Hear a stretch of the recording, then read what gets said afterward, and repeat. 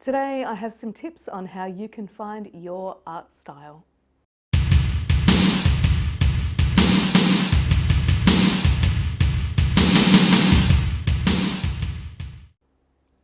Hello darlings, welcome to my studio.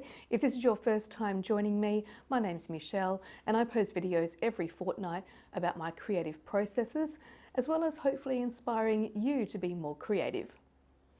Today's video is about finding your art style, or as I learnt, your visual language. I've spent a long time developing my visual language, and it's really good when people know your work. They may not know your name as yet, but they know your work just from what it looks like. So that's a real win for me. The first tip I have is to create a mood board. Don't roll your eyes.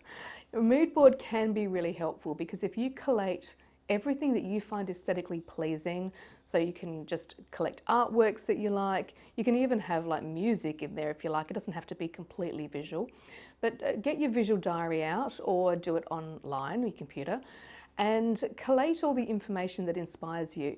You are going to find that you will find particular colors, you'll find moods, you'll find themes, you will find things that tie in your art style, just things you're basically interested in. So for example, I really like a lot of goth music, I do like dark art, I like medical imagery, as you can tell by a lot of my work. So I do have a very strong visual style that comes from the things that I'm really interested in. The next thing we're going to talk about is your medium of choice. Now I know most people watching this may be interested in painting, drawing, photography, but if you can find a more unconventional medium to work with, i.e. I work in hand-woven tapestry, that is another way that you can distinguish your work from other people's work. If you prefer to work in more conventional mediums, find a different way of using those mediums that would be special for you. You're trying to find a way to differentiate your work from other artists' work, and that will be key to having your art style. Another thing to look at is, what are you passionate about? You could have themes that you could work in, like environmental themes, bullying, inclusion. There are lots of different themes that you can work in, so you can be known as the artist who does work about blah. Basically list what you're passionate about, what things are important to you. Do you need to have a message in your work, or are you more interested in the aesthetic value of your work rather than a philosophical message? Note that down in your list.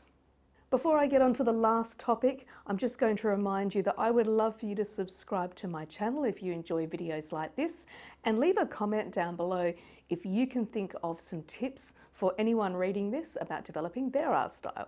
The last tip I'm going to give you is to look at your favourite artists and note down why they're your favourite artists. I'm going to give you some examples. I don't wear my influences on my sleeve, but the 3 examples I'm going to give you may give you an idea of why I like them. The first one is Grayson Perry. Grayson Perry is an incredible artist. He works in pottery.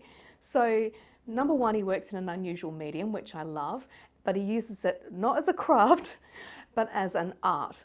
And he also uses humour in his work, as well as talking about quite deep themes. So he combines the two. Now these are things I'm interested in doing as well, so that's why he's a big influence on me. The next one I'm going to talk about is Jeffrey Smart. Jeffrey Smart was an Australian painter. He worked in a very cold, crisp way. I like the way that his paintings are very devoid of emotion. They're mysterious, and these are things I like to put into my work as well. I don't want things to be too obvious when you look at my work. The last artist I'm going to talk about is Margaret Preston. Margaret Preston was an Australian artist working in the 20s and 30s mainly.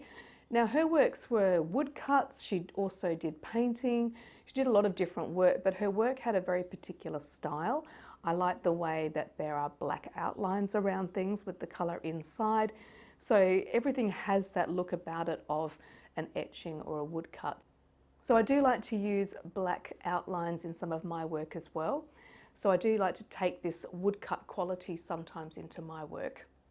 So I hope these tips were useful for you. If you can think of any, as I said before, please leave them in the comments. Basically what you're wanting to do is develop a style that's very unique to you. For my work personally, I like to have black backgrounds usually. I like to work in grayscale with just a pop of colour. I like to make that colour more rich rather than having pastels or anything like that. So I have a very definite palette, and so I like to think that my work is recognisable as being my work by the themes, by the colours, by the medium. All of these things contribute to having a very particular art style. So thank you so much for watching. I hope you found it helpful, and until the next video, bye!